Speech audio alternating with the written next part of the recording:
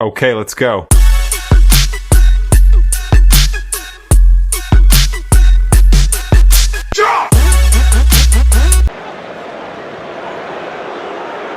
Bruno Fernandes! Starts his stride, strikes it goal, it's bending! Oh! Bruno Fernandes with another piece of... ሰላም እንደምን አላችሁ ውድ የዛይጎል ዩቲዩብ ስፖርት ቻናል ተከታታዮቻችን። ዛይጎል ዩቲዩብ ስፖርት ቻናል በአዲስ ስፖርታዊ ክዋኔ ተመልሷል። በዛሬው ፕሮግራማችን በእንግሊዝ እግር ኳስ ጸሐፊዎች ማህበር ኮከብ ተጫዋች ስለተሰኘው የፖርቹጋላዊ ፈርጥ ብሩኖ ፈርናንዴዝ እንዳሳልን አብራችሁን ቆዩ።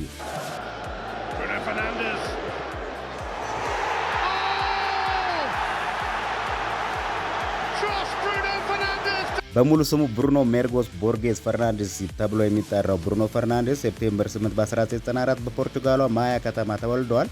ማያ በምትባለው ከተማ የተወለደው ብሩኖ ፈርናንዴዝ አብዛኛውን የልጅነት ጊዜውን ያሳለፈው ፖርቹጋል ውስጥ በሚገኘው ቦኦቪስታ በሚባል ክለብ እንደሆነ እናስታውሳለን። በማስከተልም በ2012 ዓ.ም ኖቫራ ካልሲዮ የሚባል የጣሊያን ክለብ መቀላቀል ቻለ። ፈርናንዴዝ ለሴሪያ ቢ ለሚጫወተው የኖቫራ ክለብ ከተጫወተ በኋላ ወደ ጣሊያኑ የሴሪያ ክለብ ዩዲኒዜ ያመራ።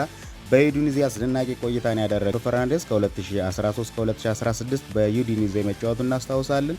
ይሁንና ከዩዲኒዜ ቆይታው በኋላ በ2017 ወደ ሌላኛው የጣሊያን ክለብ ሳምፕዶሪያ በማቅናት በክለቡ በማሳለፍ ከዛም በ2017 ወደ ትውልድ ሀገር ክለብ የሆነው ስፖርቲንግ ሊዝበን በመዘዋወር እስከ 2020 በፖርቹጋሉ ኃያል ክለብ ስፖርቲንግ ሊዝበን ተጫውቷል። በ2020 ዓ.ም በ55 ሚሊዮን ዩሮ ከስፖርቲንግ ሊዝበን አሁን ወዳለበት ማንቸስተር ዩናይትድ በመዘዋወር ክለቡ ላይ በክለቡ በመጫወት ላይ ይገኛል። ወይም ደግሞ ብሩኖ ፈርናንዴዝን ከፍ ያሉ ከመጣበት ጥር 2020 ዓ.ም ጀምሮ የቡርኖ የልብ ትርታ ሆኖ ቀጥሏል።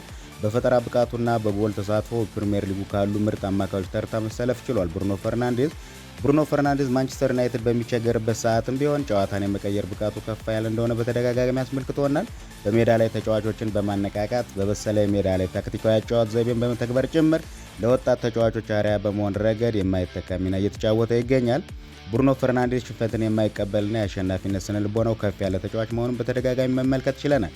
ይህ የተጫዋቹ ከፍ ያለ የማሸነፍ ስነ ልቦና ደግሞ ለዩናይትድ ዳግም መገንባት እጅግ ወሳኝ አበርክቶ መሆኑን በበርካታ የስፖርቱ ዓለም ሰዎች ሲገለጽ ይስተዋላል ማለት ነው።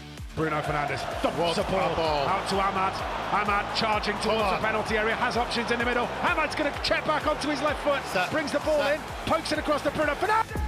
ብሩኖ ፈርናንዴዝ ለስካይ ስፖርት በቅርቡ በሰጠው ቃለ መጠይቅ ስለ ክለቡ ያለው ቁርጠኝነትና የወደፊት ህልሙን በመግለጽ ከኦልድ ትራፎርድ ሊያስወጡት የሚችሉ ጥያቄዎች ቀርበውለት እንደነበር በይፋ ገልጾ፣ ይሁን እንጂ ተጫዋቹ በገንዘብ ወይም በቀላሉ ዋንጫው በሚገኝበት ክለብ ከመፈረም ይልቅ ፈታኝ በሆነው ዩናይትድ ቤት ታሪክ ለመስራት አስቧል። በዚህ ክለብ ስኬታማ መሆን ከየትኛውም ቦታ በላይ ትልቅ ትርጉም እንደሚሰጠው ተናግሯል።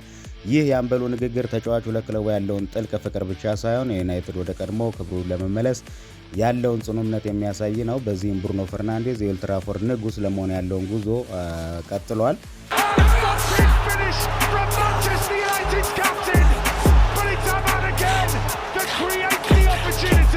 የብሩኖ ፈርናንዴዝ ከፖርቹጋል ብሔራዊ ቡድን ጋር ያለውን ቆይታን ስንመለከት በ2012 ለፖርቹጋሉ ከ19 ዓመት በታች፣ በ2014 ለፖርቹጋል ከ20 ዓመት በታች እንዲሁም ከ2014 እስከ 2017 ለፖርቹጋል ከ21 ዓመት በታች መጫወቱን እናስታውሳለን። እንዲሁም ከ2017 ጀምሮ ለፖርቹጋል ዋናው ቡድን ከአጋሮቹ ክርስቲያኖ ሮናልዶን ጨምሮ በሚካተተው የፖርቹጋል ብሔራዊ ቡድን አብሮ በመጫወትና ሁለት የኔሽን ዋንጫ ከፖርቹጋል ብሔራዊ ቡድን ጋር ከፍ አድርገው ማንሳታቸውን እናስታውሳለን። የብሩኖ ፈርናንዴዝ የዋንጫ ስኬቶችን ስንመለከት በስፖርቲንግ ሊዝበን ቆይታው ታካ ዲ ፖርቱጋል ወይም ደግሞ ፖርቱጌዝ ካፕ በመባል የሚታወቀውና ታካ ዲጋ ሊጋ ፖርቱጌዝ ሊግ ካፕን በድምሩ 3 ዋንጫዎችን አሳክቷል። ከፖርቹጋሉ ኃያል ክለብ ስፖርቲንግ ሊዝበን ጋር በመሆን ማለት ነው። ከማንቸስተር ዩናይትድ ጋር ደግሞ አንድ የሊግ ካፕና አንድ የኤፍኤ ካፕ ዋንጫ በድምሩ 2 ዋንጫዎችን አሳክቷል። ከዚህ በተጨማሪ እንግዲህ በፖርቹጋል ብሔራዊ ቡድን ቆይታውም ደግሞ የሁለት የዩኤፋ ኔሽንስ ሊግ ዋንጫን ከቡድን አጋሮቹ ክርስቲያኖ ሮናልዶን ጨምሮ በያዘው የፖርቹጋል ቡድን ውስጥ ማሸነፍ ችሏል።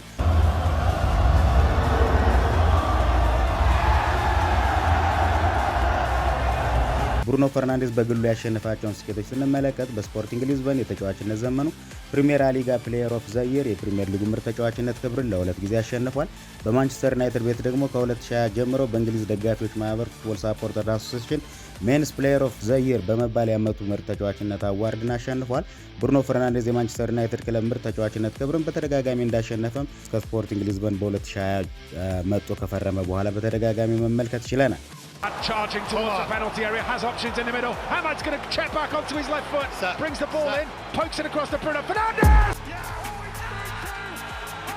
እንግዲህ ብሩኖ ፈርናንዴዝ በዚህ የውድድር ዘመንም በእንግሊዝ የእግር ኳስ ጸሐፊዎች ማህበር ብሩኖ ፈርናንዴዝ የዓመቱ የፕሪሚየር ሊግ ምርጥ ተጫዋች ተብሎ መመረጡን እናስታውሳለን። የማንቸስተር ዩናይትድ አምበል የሆነው ፈርናንዴዝ በእንግሊዝ የእግር ኳስ ጸሐፊዎች ማህበር የዓመቱ ምርጥ ወንድ ተጫዋች ተብሎ የተመረጠ ሲሆን ፖርቹጋላዊ አማካይ በዚህ የውድድር ዘመን ለቀይ ሰይጣኖቹ በሁሉም የውድድሮች ባደረጋቸው 34 ጨዋታዎች ከ8 በላይ ግቦችን ከመረብ ሲያሳርፍ 20 ለግብ የሚሆኑ ኳሶችን ወይም ደግሞ አሲስት አመቻችቶ ለጓደኞቹ ማቀበል ችሏል።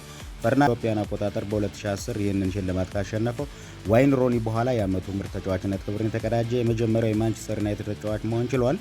ፈርናንዴዝ በማንቸስተር ዩናይትድ ቤት እንግዲህ ከ56 በላይ ወደ ግብነት የተቀየሩ የመጨረሻ ኳሶችን ለጓደኞቹ አመቻችቶ አቀብሏል። ይህንንም ተከትሎ ብሩኖ ፈርናንዴዝ አራተኛው ታሪካዊ የማንቸስተር ተጫዋች መሆን ችሏል።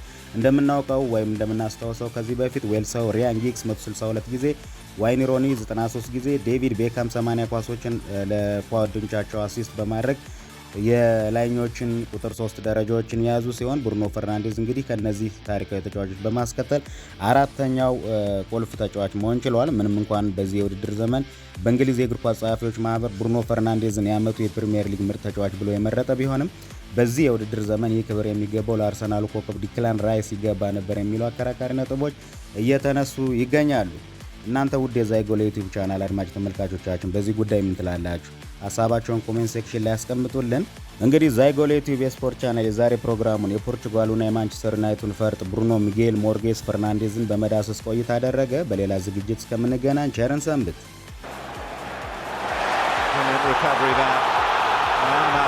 Manchester United come forward. Bruno Fernandes, of course, he's at the heart of it. Šeško wants it. Šeško gets it. Šeško buries it.